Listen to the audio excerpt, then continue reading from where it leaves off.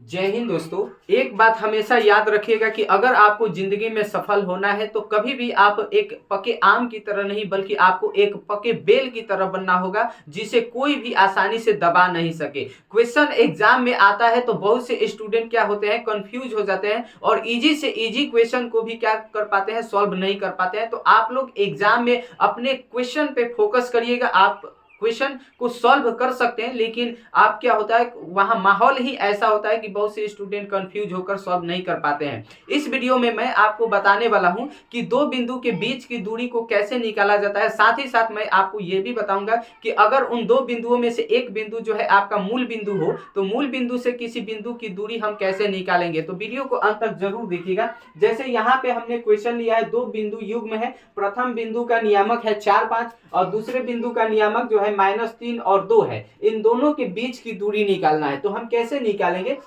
तो अगर subjective question आता है तो आपको थोड़ा सा कुछ इस तरह से लिखना होगा ताकि नंबर हमें अच्छा से अच्छा मिले। तो चूंकि का साइन देकर इन दोनों बिंदुओं को आपको कुछ मान कर चलना है। तो मान लेते हैं प्रथम बिंदु जो है वह P है जिसका नियामक आपका 4 और 5 है। ठीक है, इस तरह से लिख देना है। तथा दूसरे बिंदु को मान कर चलते हैं Q है जिसका नियामक जो है आपका क्या है, -3 और 2 है। अब हमें इन दो बिंदुओं P और Q के बीच की दूरी निकालना है। तो हम लिखेंगे इसलिए PQ बराबर लिखेंगे। और यहाँ दूरी निकलेगा कैसे? तो दूरी सूत्र से आपको दूरी निकलेगा। अब दूरी सूत्र यहाँ पे आपको याद रखना होगा।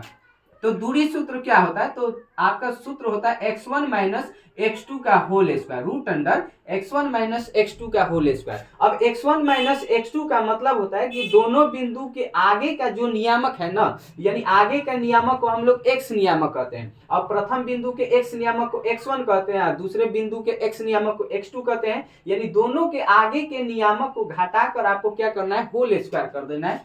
फिर प्लस में आपका होता है y1 माइनस y2 का होल स्क्वायर। अब y1 y2 का मतलब होता है कि दोनों बिंदु के पीछे वाला नियामक जो है उसको y नियामक कहते हैं। अब प्रथम बिंदु के y नियामक को y1, दूसरे बिंदु के y नियामक को y2। तो इन दोनों के पीछे वाले नियामक को घटाकर आपको क्या करना है, होल स्क्वायर करना है। तो अब यहां से निकालेंगे PQ बराबर root under x1 minus x2। तो x1 इसका 4 है और x2 इसका कितना है, -3 है। तो अब देखिए x1 का मान 4 यहाँ पे रखिएगा और फॉर्मूला में पहले से माइनस है। अब जब x2 का मान -3 रखिएगा तो ये माइनस माइनस क्या हो जाएगा, +3 हो जाएगा और इसका होल स्क्वायर। प्लस यहाँ पे y1 माइनस y2। तो y1 आपका 5 है माइनस y2 आपका कितना है, 2 है। तो इसका होल स्क्वायर करेंगे। अब यहाँ से करेंगे तो यहाँ पे आपका 4 3 कितना हो जाएगा, 7 जुट जाएगा और 7 का स्क्वायर होता है 49, 7 7 49। प्लस यहाँ पे 5 में से 2 घटाकर स्क्वायर करेंगे तो 5 में से 2 घटेगा बचेगा 3 और 3 का स्क्वायर करेंगे तो होगा 9।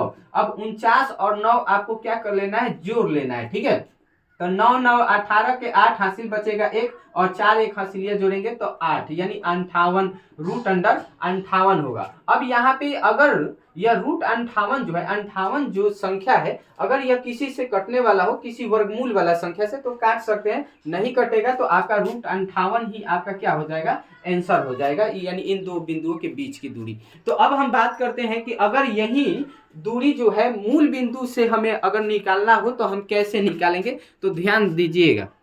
चलिए दोस्तों, तो हम यहाँ पे सेकेंड क्वेश्चन भी लिख चुके हैं। यहाँ पे देखा जाए तो आपका जो बिंदु युग्म है इनमें से एक बिंदु युग्म आपका मूल बिंदु है। अब मूल बिंदु क्यों है, क्योंकि इन दो इसका नियामक जो है 0 0 होता है और मूल बिंदु का ही नियामक आपका क्या होता है, 0। यानी x नियामक भी 0, y नियामक भी 0। अब इस मूल बिंदु से आपका जो दूसरा बिंदु है जिसका नियामक -5 और 12 दिया है, इन दोनों के बीच की दूरी निकालना है। तो कभी भी मूल बिंदु से आपको दूरी निकालना है ना, तो डायरेक्ट हम निकालेंगे। ऐसे लिखिएगा दूरी बराबर और रूट अंडर आपको क्या करना है, तो जो दूसरा बिंदु दिया है उन दोनों बिंदु के नियामक यानी x नियामक और y नियामक का क्या कर देना है, होल स्क्वायर कर देना है। तो इस बिंदु का x नियामक -5 है तो -5 का होल स्क्वायर आप प्लस दूसरे बिंदु का नियामक है, यहाँ पे जो दूसरा नियामक है वह है 12, इसका भी क्या कर देंगे, होल स्क्वायर करेंगे। तो अब यहाँ पे रूट अंडर -5 का स्क्वायर करिएगा तो +25 होगा। ठीक है, 5 का स्क्वायर 25, अब माइनस माइनस हो जाता है प्लस।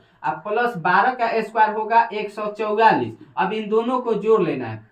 तो 5 4 जोड़िएगा तो 9 होगा, 2 4 6 और 1 का 1 यानी रूट अंडर 169 आया। अब 169 का देख लेना है कि कोई वर्गमूल होता है या नहीं। तो 169 जो है 13 का वर्गमूल होता है, ठीक है। तो हमारा क्या हो जाएगा, 13 आंसर हो जाएगा इस क्वेश्चन का।